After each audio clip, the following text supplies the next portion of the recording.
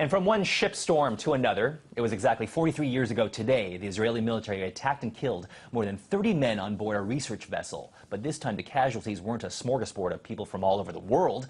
They were men from Israel's biggest ally, the United States. And they were military men.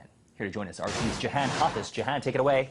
That's right, Cedric. It happened 43 years ago to this date, June 8, 1967, and the survivors of the USS Liberty are demanding a congressional investigation into what happened, an acknowledgement that the Israeli Air Force bombed a U.S. intelligence Navy ship. Let's take a look at what took place today at the Arlington National Cemetery.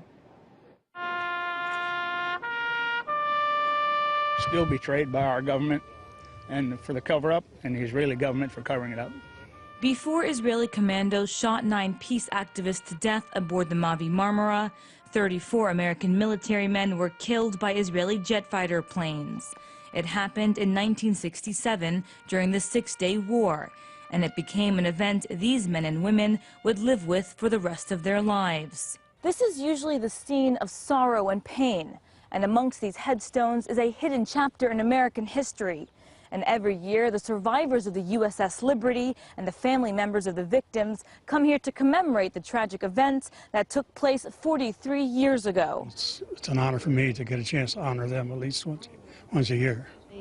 It's not anger, it's sadness, great sadness that not only a close ally deliberately attacked this ship, but that the United States kind of sat by and allowed it to happen. For 40 years, survivors of the USS Liberty, sworn under oath, were forbidden to tell their stories. But today, the surviving crewmen talk candidly about the dreadful day they nearly lost their lives. Prepared to abandon ship. We couldn't even open the hatch up because they were shooting at us so bad. There was no place to go. They shot the life rafts. If we had to go into the water, there would have probably been no survivors. Jim Smith was aboard the Liberty when it was bombed for over 2 hours by the Israeli Air Force. The Israelis claimed it was a mistaken identity, and the United States government bought that explanation. I'm saying a mistaken identity does not allow you sufficient time to shoot all the antennas, to shoot the 4 gun tubs that we had, and to strafe the bridge. If it's a mistaken identity, then you don't know what you're looking at. As the years drag on, the anniversary never gets any easier. There's nothing,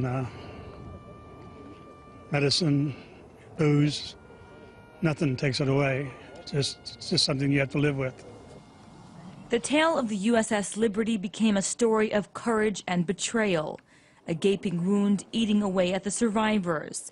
As another year passes by without a congressional investigation, the survivors wonder if justice will ever come their way, hoping with uncertainty that one day Israel will face harsh penalties for killing American citizens in an event many claim was a cover-up. Jehan Hafiz, RT, Washington, D.C. RT's Jehan Hafiz to be on the firing line with us now. Jehan, you said in that story that the survivors wonder if justice will ever come their way. So there's a lot of questions as to whether the right conclusion was come about from this investigation, or the investigation that came about a while ago. There are still a lot of questions in the minds of those survivors who you spoke with. What exactly do they want in terms of whether it's an investigation or another look or some sort of apology? What exactly do those survivors want from Israel or the United States to make them feel better about the incident in which they are a part of?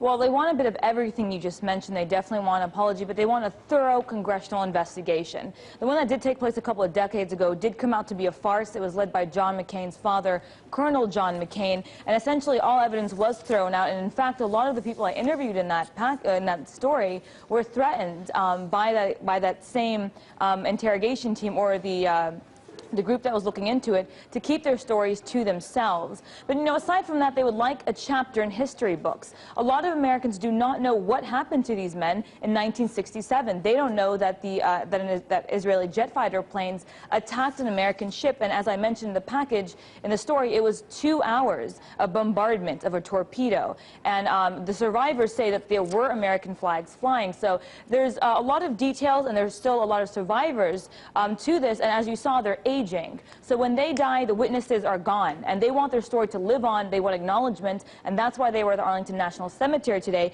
to commemorate their suffering and their loss, but also to mention their portrayal and their anger towards the U.S. government for siding with Israel on this issue. Archie's Jahan Hafiz wrapping it up for us today. Thank you, Jahan.